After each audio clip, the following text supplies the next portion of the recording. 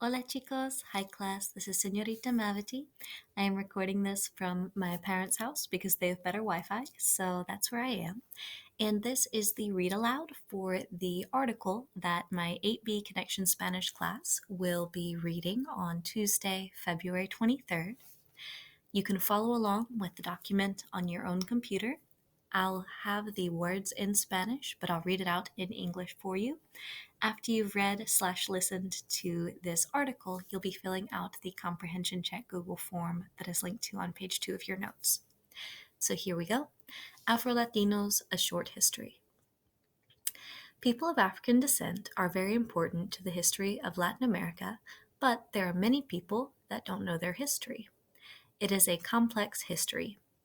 Here in the United States, we celebrate African American History Month in the month of February.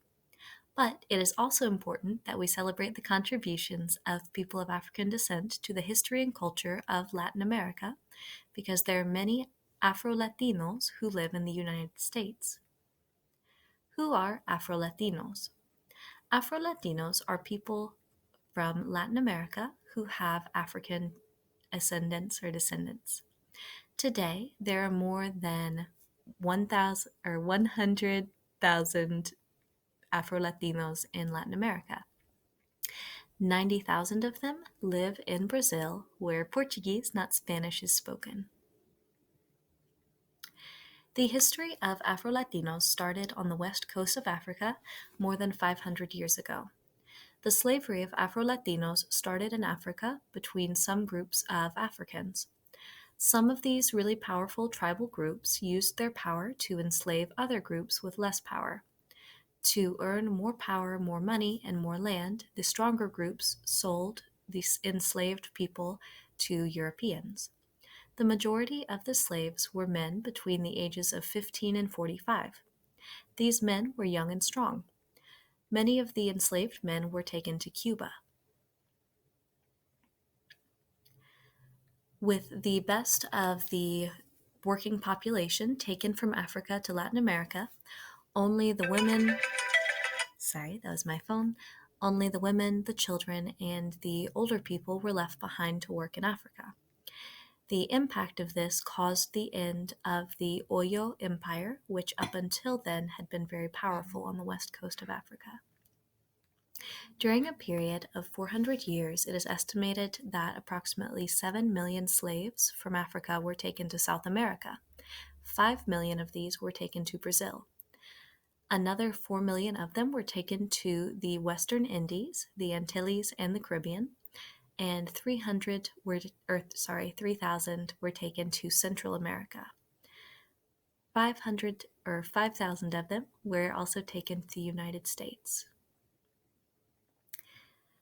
The contributions of Afro-Latinos. Contributions of Afro-Latinos include influences on religion, music, dance, family, food, community, literature, and culture in general. For example, in Colombia, their influence includes palenquero, which is a certain type of dialect or criollo in Spanish. It is a language that less than 10% of Colombians are able to speak. They also created sancocho, which is a very popular and traditional soup celebrated and used a lot in Colombia. In Panama, they speak Spanglish thanks to the 57 million Western Indians who worked on the Ferrocarril Railway. Sorry guys, my brain is moving a little slowly today. Ferrocarril is railway. In the Western Indies, the Antilles, and the Caribbean, they speak English. Their English mixed with the Spanish of the Panamanians to create Spanglish, a mix of both. Additionally, in Panama and also in the Dominican Republic, they play and dance at congos. The influence of people of African heritage is evident in the carnivals, the festivals, the celebrations, and the dances of many Latin American countries. The richness of their contributions to the Latin American world is integrated in all parts of culture and without doubt is something to celebrate.